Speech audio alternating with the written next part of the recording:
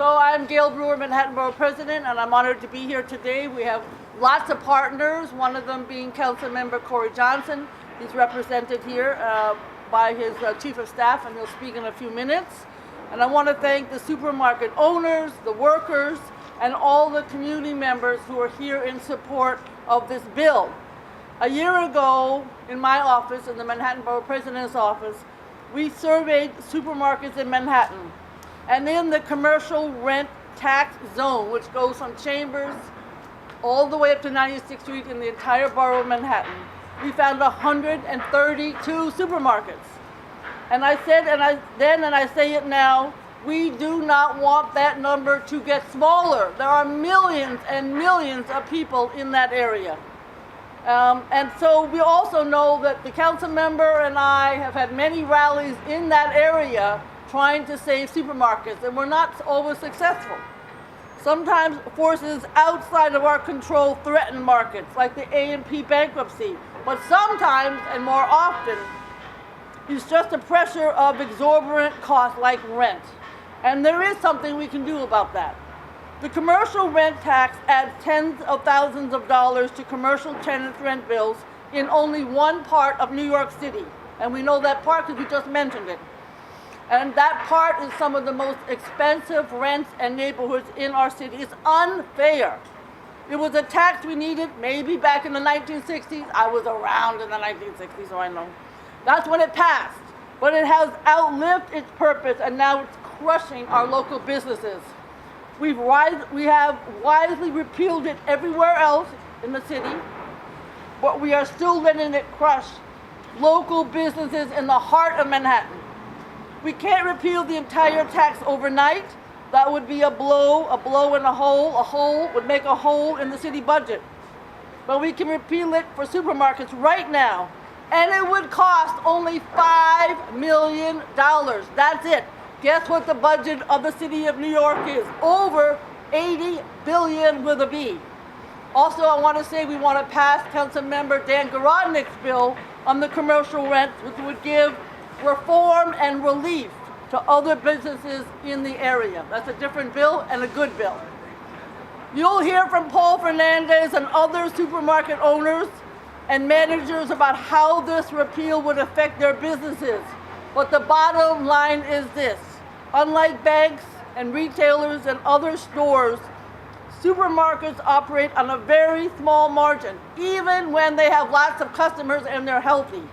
So eliminating this tax would make a huge, huge difference. We need to end the tax, commercial rent tax for supermarkets. We need a vote on this bill.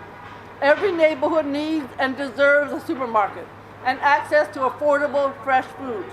That need is just as urgent, no matter which side of 96th Street or which side of Chambers you live on. So I want to thank Councilmember Johnson. I want to thank our colleagues. Many, many colleagues have signed on to this bill. I want to thank the National Supermarket Association, the Food Industry Alliance, all of the labor brothers and sisters who work and support in these supermarkets, and all of the Manhattan residents standing up for this bill. End the supermarket rent tax now. Thank you very, very much. And now I'd like to call on the representative for Corey Johnson, Eric Botcher. Eric? Thank you, Borough President Brewer. My name is Eric Botcher. I'm Council Member Corey Johnson's Chief of Staff.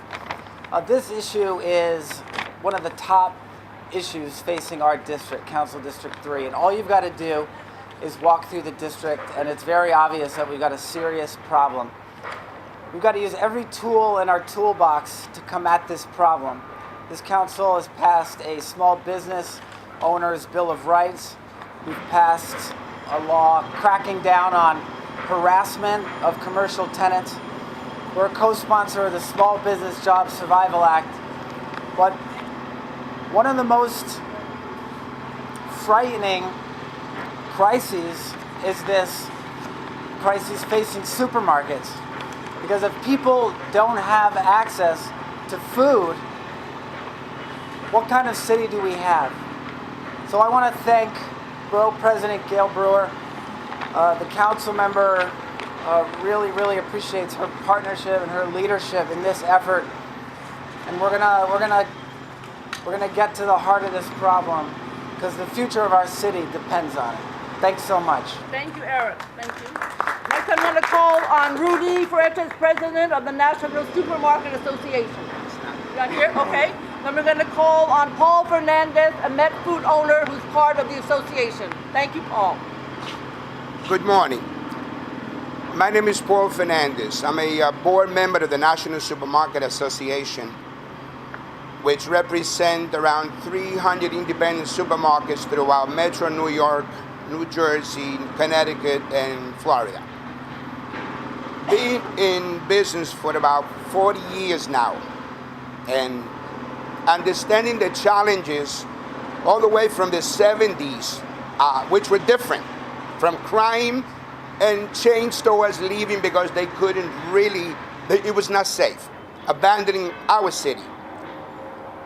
We stood strong, we fought, even wearing bulletproof jackets to remain in these neighborhoods when it was so dangerous. Today our city is great, it has flourished, it's the best city in the world. But now we are paying the price because they want to basically take us out, or basically negate us the opportunity of being able to stay in business. It is very difficult to operate supermarkets, very costly, small margins, a lot of work. Many stores have closed, including mine in Little Italy, which is my neighborhood of 40 years. Paying for 5,000 square feet, $90,000 in rent, $100,000 in real estate taxes, and 40+ thousand in commercial rent tax. Just simply, and again, it's not only commercial rent tax, but it goes a long way in helping us being able to survive. After 25 years, I had to close my store on Mulberry Street. And if you take commercial rent tax and all the added, the avalanche of legislation that have passed in the last couple of years, including minimum wage, which I'm not against. I am in favor of it. Should have happened long ago, but should have been done in a longer stretch of time that allow us, the small business community, to simply absorb it. Now we are really getting hit from everywhere, and we are having a hard time. So there will be more closures, and commercial rent tax would be able to help us at least, not to add insult to injury, should at least give us an opportunity to be able to remodel our stores and stay competitive. Here we have Billy, Stephen from Morton Williams Supermarket. He's going to speak next. Which is one of the best operators in the city. I know his family, but the conversation is always, it's becoming impossible to operate in New York City.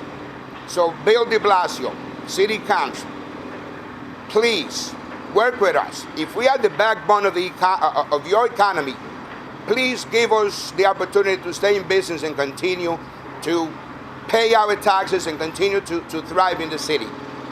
And thank you, President Gail Brewer, for giving us this opportunity and for always advocating on behalf of the small businesses. And also Corey Johnson as well. Thank you very much. Thank you very much. Steve, you want to say something? Come on, you want to say something? Sure. This is Steve Sloan, and he is Morton Williams and much more, many years adored supermarkets. Once again, thank you. I want to thank Gail Brewer for sponsoring this legislation, which is very important to us. Morton Williams is a family business. We have 15 supermarkets, primarily located in the Manhattan area, primarily in these commercial rent zones, which affect almost all of our stores. And to continue on what Paul Fernandez said, first off, we've been around for 60 years, a family business. And the last 5 years have been the most challenging for our company ever in the past 60. The amount of legislation that have come upon us that have been very costly have really put pressures on us. And it's becoming an increasing struggle to even stay afloat. You see a decrease in the amount of stores in Manhattan, and it's getting worse and worse every day. And abolishing the commercial rent tax would be one good step in having to offset all the problems that we're currently facing. And it really is getting worse, and we appreciate Gail Brewer for doing this. It's really, it would be really helpful to our stores and continuing to operate them. So we thank you. Next is Jay Pellet's Food Industry Alliance of New York State. Okay. Thank you, Gail. My name is Jay Peltz. I am with the Food Industry Alliance of New York. First, I'd like to thank Borough President Brewer and Councilmember Johnson for introducing this important and thoughtful legislation. Unfortunately, we all know about the food desert problem throughout the city. In Manhattan, though, in particular, grocery stores are closing because of soaring rents. And in that context, it makes zero sense to add to that occupancy cost by imposing additional rent, substantial additional rent on top of that. There are higher and better uses for those dollars. Those dollars could go into pay raises to give people living wages. They could go into store renovations and expansions. Those dollars can go into store growth rather than paying rent on top of rent. The double standard is also very important. Sure. The commercial rent tax was repealed years ago for every area in the city that was subject to it, besides, for some reason, that section of Manhattan. So there's no reason for the double standard. Again, we thank you for the legislation, and we call on the council to pass it as soon as possible. Brad Gerstmann here. I don't. He should be here in A minute. Okay. He's right gonna leave. All right. While we're waiting, I think if Paul would say something in Spanish, that would be helpful. Hola, quiero agradecer a Gail Brewer, la presidenta del condado de Manhattan, por darle voz al commercial rent tax que nos está afectando a los negocios, nos está negando la oportunidad de poder mantener las puertas abiertas, negando la oportunidad de remodelar nuestros negocios y mantenernos competitivos en el condado de Manhattan. Y quiero darle las gracias también a Corey Johnson por unirse a Gail Brewer en este esfuerzo. Gracias. Thank you. Does anybody else want to add anything? Do you want to add anything? No, good, thank you. Okay. All right. Any questions from the press? Yes. So, they mentioned that it was repealed everywhere but this section of Manhattan. I mean, have you found the reason why it hasn't been? I don't know. I mean, I wasn't actually, physically at City Hall in the 1960s. So I don't know why it wasn't repealed. I mean, if it's such a common sense solution, why is it stalled? How long has this been kind of sitting in the city council? Why hasn't it moved forward? Well, I mean, I think you can help me. I know one of the issues is we're hoping that it be a companion bill to the Dan Garodnick bill. And we hope that they will both pass by the end of the year. These bills have not been pending for months and months or years and years. So we hope that they'll both pass together by the end of the year. We don't know that, but that's what we're advocating for, is that they pass together. I don't know if you want to add anything to that. Hopefully be passed by the end of the year. When was this bill introduced? When was this bill introduced? It was not so long ago, within, Spring. 2017. So it hasn't been pending for years and years and years, to answer your question. You said it was introduced in 2017? 2017. I asked the prosecutor, do you have any idea, any of the supermarket people, how many stores have closed as a result of this tax, and or how many are in danger of closing in the last 5 years, 10 years, year, any kind of quantification? I don't have the exact number. It's been multiples from El Barrio. I know one in particular in 108, and obviously myself in Little Italy. But it's been many, and the conversation around the supermarket colleagues is that they are just struggling, and they're saying that the days are basically they won't be able to stay in business if this continues. So are you? Hold on, so do you want to add anything? Okay. Go ahead. I could just tell you what I've personally seen happen recently. There's an associate on 14th Street that closed around 7th Avenue. There's a Met Food that closed on 3rd Avenue, 17th Street. 2 weeks ago, a Pioneer closed on 92nd Street and Lexington. So I see it happening everywhere. And this is one more step of all the things, one more thing we're dealing with that's making it harder and harder. And these operators, they're closing all over the place right now. You guys have said that a few times, that one more thing we're dealing with, a lot of legal hurdles. What are they? Sure. Minimum wage going up 66% in 2.5 or 3 years. That's a tremendous burden to take upon yourself when a lot of these supermarket jobs are minimum wage, start off as minimum wage jobs or a little above minimum wage. So to go up in such a short period of time, which is, it's great for people to make this money, but it's also very burdensome on us. There's been other regulations, what with the water towers, with all the scare of Legionella disease, having to change out, and we're having to redo and implement new procedures, costing hundreds of thousands of dollars. So there's been a number of things going on. Could you repeat your name? Stephen Sloan. And you own a Morton Williams or? All of it. We're a family business. You all own, of it. okay. Yes. And Paul, did you say was the supermarket of yours that closed the only one you own, or do you own another one, or? I own another one in Chelsea. Okay. What kind of feedback have you received from the administration, if any, on this? We haven't gotten any feedback from the administration. I know that we're very supportive of Dan Garodnick's bill too, so we're pushing both of them. I personally have not gotten any feedback. Do you want to add anything? We're working with them. Yeah. Have I mean, what I've have had- they told you? My legislative staff is speaking with them. Yeah. So I mean, I can say I've been to many town halls with the mayor in the area because we've been to town halls for the last 2 months. And that question of saving supermarkets and saving small business comes up constantly. And I've certainly discussed that issue with the mayor, and he is sympathetic to the issue of how do we save small businesses. There's a larger citywide issue, but this would be a great example of a good step. $40,000 a year would make a big difference for these supermarkets. You mentioned the Small Business Job Survival Act. There's some advocates here today who say that that's the ultimate solution to this, and that Right. this is kind of a red herring.